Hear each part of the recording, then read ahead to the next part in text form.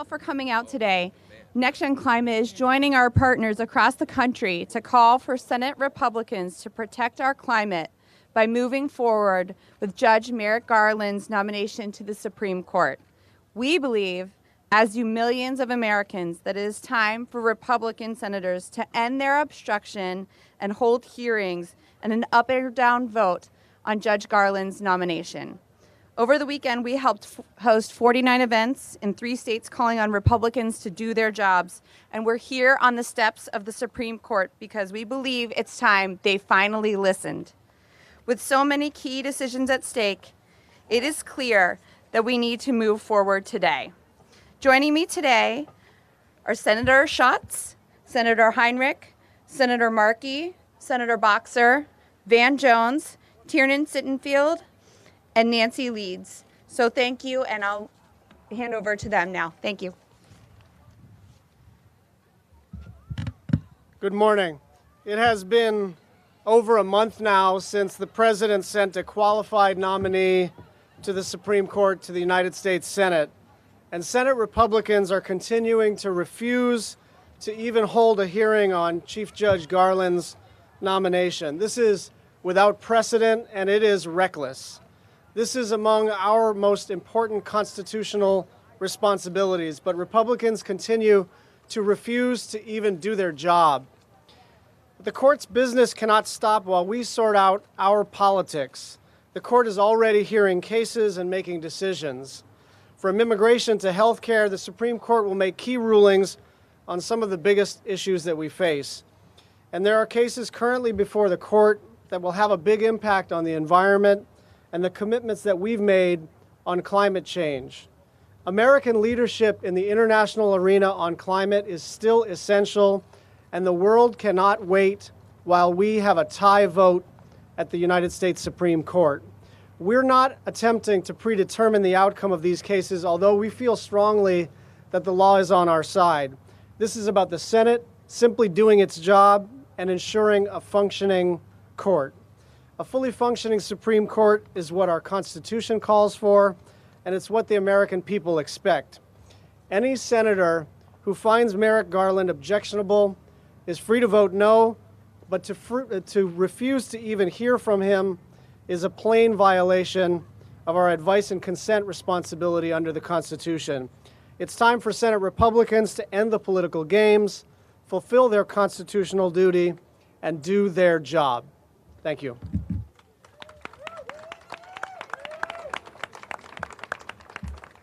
Good morning, everybody. I have to say this Supreme Court nomination process has been incredibly disappointing. We have seen our colleagues refuse to do their jobs, in fact, refuse their constitutional duties under the advice and consent clause of the Constitution. These political games are irresponsible, they're constitutionally disrespectful, they're disrespectful of our president, and they're disappointing. But they're also bad for business. They create enormous uncertainty. And one sector that is particularly affected is energy. We stand at a singularly important moment for energy here in the United States and globally. We have an enormous challenge before us in climate disruption. Now, last December, we worked hard to pass 7 years' worth of wind and solar tax incentive certainty, accelerating our nation's investment in these clean energy sources. And last week, we passed Senate energy legislation that makes major investments in energy storage. But these things are just a bridge to the Clean Power Plan that lays out the future of energy infrastructure investment in this country in an era of climate disruption. That policy has stayed, and we all realize that it is likely to land in the lap of the Supreme Court. Possibly an 8-member court that could be hamstrung by a 4-4 decision. Now, let me be clear, I support the Clean Power Plan, but whether you love it or you hate it, the specter of our energy future being decided by a hamstrung Supreme Court will create enormous uncertainty in the energy sector, right when we need to define the path to a cleaner future. Our Republican Senate colleagues can prevent this. We should all call on them to do their job. If they do their job, the Supreme Court can do theirs, and our constituents can do the work of building our clean energy future. We're going to hear a little bit about that from somebody who knows a thing or two about putting people to work in clean energy. But it's my pleasure to now introduce somebody who's been a fighter on these issues for many, many years, Senator Ed Markey of Massachusetts. Thank you. Thank you so much, and I'm proud to stand here this morning with our own High Court of Environmental Justice, my fellow senators, Schatz, Heinrich, and Boxer, and environmental leaders Van Jones, Tiernan Sitterfeld, and the great LCV and Nancy Leeds of Clean Water Action. We're here this morning on the steps of the Supreme Court to call on our Republican colleagues to do their job and act on the President's nominee for the vacant Supreme Court justice. To protect people from pollution, we need 9. To keep our air and water clean, we need 9. To continue to the clean energy revolution, we need 9. Why 9? Because for those old enough to remember the television show, we know that 8 is not enough. Let me give you some examples. There is the landmark Massachusetts versus EPA decision finding the Clean Air Act gives the Environmental Protection Agency the authority to regulate pollution from carbon. It was decided by a 5-4 vote in April of 2007. That's the most important environmental decision ever decided by the Supreme Court. It was a 5-4 decision. If the seat on the Supreme Court had been vacant, resulting in a 4-4 vote, the lower court's determination that EPA did not have the authority to regulate carbon pollution would have been sustained. If that had happened, then the President Obama, would not have had the authority to increase fuel economy standards to 54.5 miles per gallon. If that lower court decision had been sustained, the President Obama, would not have had the authority to promulgate under the Clean Air Act the Clean Power Rule, which is going to reduce by 32% carbon dioxide coming from the utility sector in our country by the year 2030. Let's consider the court's ruling in the 2001 Solid Waste Agency of Northern Cook County versus the U.S. Army Corps of Engineers case.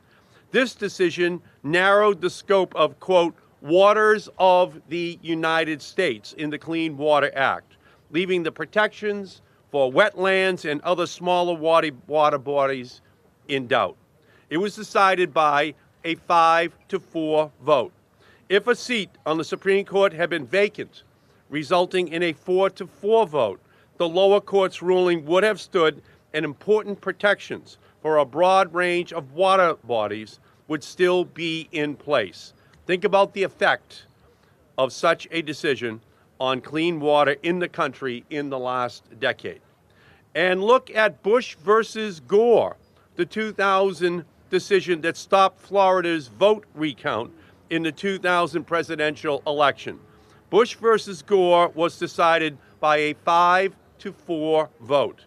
If a seat on the Supreme Court had been vacant, resulting in a 4-4 vote, the Florida recount would have gone forward.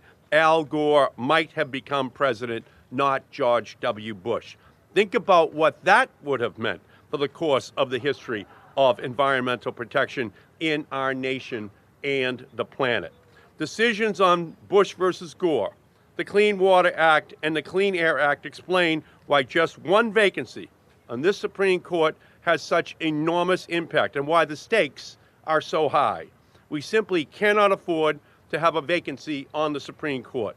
The Supreme Court deliberates the most important cases in our nation's history. We need to field an entire team to decide them. The great environmental visionary and Supreme Court Justice William O. Douglas wrote that, quote, to be whole and harmonious, man must also know the music of the beaches and the woods. We need a complete Supreme Court to ensure that our beaches and our woods have their fair day in court and we can keep the music of our democracy going. We need 9. We need the Republican Senate to do their job for the American people. Let me now turn and recognize the great environmentalist, Van Jones.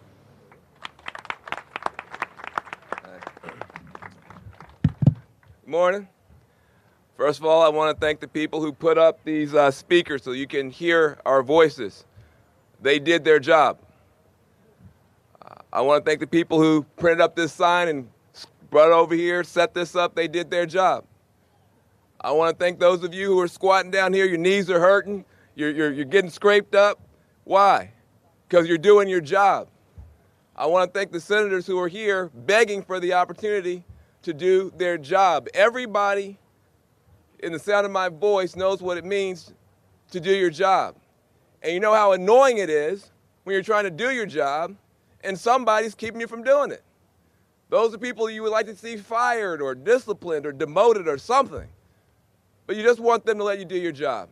So I want to thank these senators who are here just asking for the opportunity to do their job. Now listen, if a foreign force, if an alien force had come to this Capitol and figured out a way to cripple that building over there, the Capitol building, and by so doing cripple this building behind us, the Supreme Court building, we would call that a state of emergency. We are in a state of emergency with our democracy. And it's not a foreign force. It's not an alien force. It's our sisters and brothers in the other party who refuse to just do their job like everybody else here does. And they are now jeopardizing and imperiling not just the planet, but our democracy itself. Now, I don't know if anybody is here from a particular news outlet. I'm not going to name it, but it's named after a furry predator. And if there's any furry predators here, I hear an awful lot of discussion about the abuse of power on that fuzzy predator station. I hear an awful lot of discussion about the abuse of power, about the importance of our traditions, about the importance of our Constitution. And yet somehow and for some reason, the tradition of the Senate doing its job and making sure that we have a full and functioning Supreme Court has been thrown out the window. And I've heard no discussion from the furry predators. And that worries me, because I like furry predators. I'm an environmentalist. I try to protect furry predators. I want them to do their job. Do your job, Fox News. Stand up for the traditions of our country. Do your job, Fox News. Stand up for the Constitution. Stand up for the Supreme Court. Do your job. Lastly, I just want to say this. This is real stuff. This affects real people. I was just in Flint, Michigan. I was just there. 10,000 American children poisoned. 10,000 American children poisoned. If ISIS had come here and poisoned 10,000 American children, if Al-Qaeda had come here and poisoned 10,000 American children, we'd be marching from coast to coast. There'd be people rallying around the world. We would know the importance of that clean air and that clean water. Well, it's under threat. And we need the Supreme Court fully engaged to figure out the right way to enforce these laws. In particular, Richard Nixon, who I rarely speak of kindly, did a great thing. He did his job as president. He created something called the EPA. Congress did its job and ratified it. Richard Nixon did a great job. He created something called the Clean Air Act. Congress did its job and enacted that. So Richard Nixon's EPA and Richard Nixon's Clean Air Act were then brought to John Roberts' court in the era of George W. Bush. And John Roberts' conservative Supreme Court said that Richard Nixon's conservative EPA and the conservative Clean Air Act meant that the President of the United States has the right to regulate carbon as a pollutant. That's Richard Nixon and John Roberts. And now that is being challenged and contested as the president tries to exercise the constitutional authority given to him by the Roberts Court. And there is every chance in the world that we will have a split decision on something as important to our grandchildren, our great-grandchildren, our planet as that. Now, as I close, I'll say this. I'm from California, proud of it. Steph Curry got hurt. Very important. Steph Curry fell down.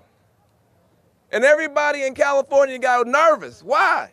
Because sometimes to win, America, you need a full court press. We need a full court press in the United States. Get well, Steve Curry. Bye-bye.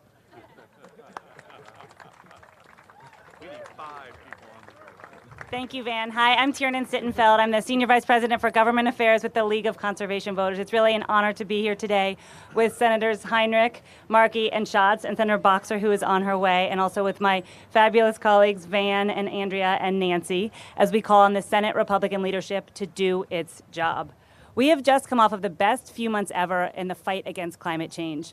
From the finalization of the Clean Power Plan last August to the rejection of the dirty and dangerous Keystone XL pipeline in November, to the historic agreement in Paris in December, the moratorium on new coal leasing on federal lands in January, the protection of the East Coast from offshore drilling in March, and so much more. But we have also seen the impact that the judiciary can have when the Supreme Court put a temporary stay on the Clean Power Plan just days before Justice Scalia passed away. The courts truly have an important role to play in the lives of everyday Americans, from protecting the air that we breathe, the water that we drink, or ensuring our right to pass on a healthy planet to future generations. Of course, the courts also have a very important role in determining and getting rid of polluter money in politics and in voter protection and voter rights. We applaud President Obama for fulfilling his constitutional obligation to nominate a successor to Justice Scalia, and we believe that Merrick Garland is impeccably qualified and will be a welcome addition to the highest court in the land. The senators now have their constitutional duty to fulfill, and it is long past time for Senators McConnell, Grassley, and so many other Republican senators to stop obstructing and do their job. They're playing partisan politics at its very worst. They have sunk to a new level with this extreme and unprecedented opposition and obstruction. Polls show that the American people overwhelmingly believe that the Senate has a constitutional obligation and that they must fulfill their duty to offer Merrick Garland a fair hearing and a timely vote. LCV members couldn't agree more. That's why almost 150,000 of them have signed a petition calling on the Senate to do its job, and our members across the country have turned out in states like Iowa and Wisconsin, calling on Senators Grassley and Johnson and others to do their job. Now, it is quite clear that there is a well-funded and radical opposition that is intent, in fact, hell-bent on ensuring that Republican senators continue to obstruct. But LCV and our allies and these wonderful senators are also absolutely committed. We will continue to go to the mat because the stakes absolutely could not be higher. Thank you, and now I'd like to introduce a true environmental champion, Senator Boxer. Oh, thank you. Perfect timing. Oh. Now I can see you all. Thank you so much for being here. This is really a critical issue, and it's very obvious that if you read the Constitution, Article 2, Section 2, Clause 2, it says that the Senate has a job to do when the president makes his or her nomination. Now, the fact is, if you decided to wake up one morning and say, you know what, I don't feel like doing my job, you know where you'd be, out of a job. So I do add my voice to those who are saying to our leaders, Republican leaders in the Senate, do your job. And that doesn't mean just meeting with the nominee.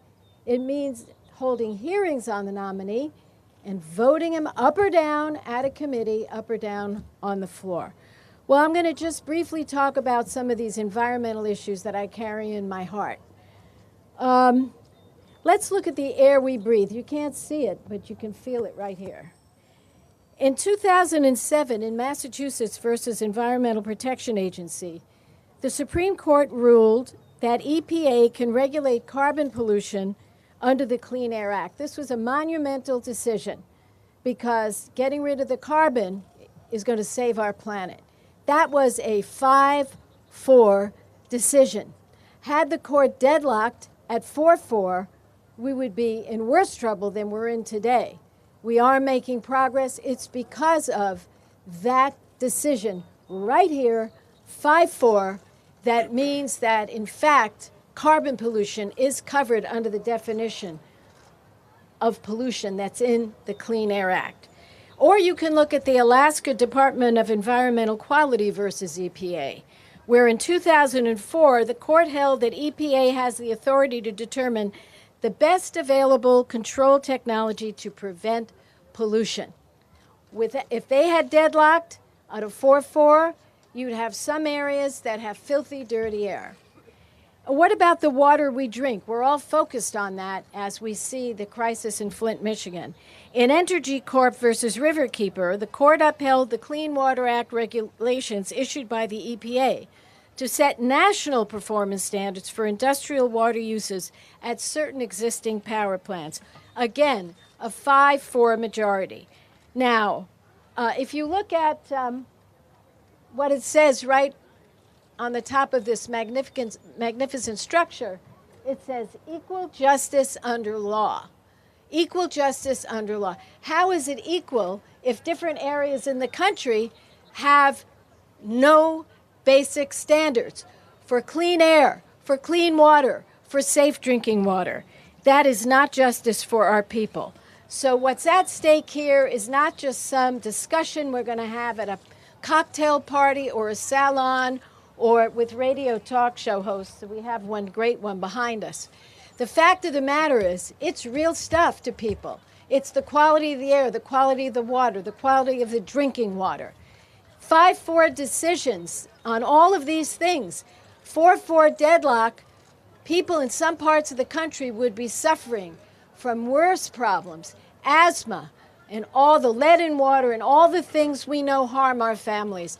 So in closing, let me say to my Republican friends, and they're my friends, read the Constitution and what? Do your job. Thank you very much. Thanks a lot. Hi. Ooh.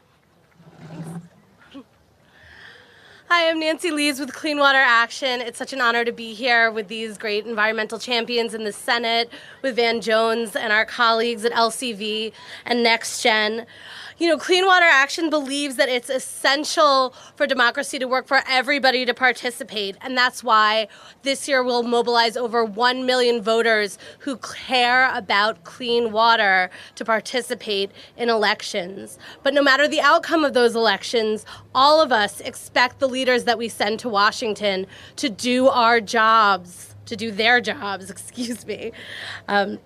As the recent crises in Flint, Michigan, in Charleston, and Toledo show, we need government that works at every level, and we need the people who work for our government to be working at every level. The issues facing the court are too important, and they impact too many people to play a game of political chicken, and that's why we are here to ask Congress, to ask the Senate to do their jobs. Thanks.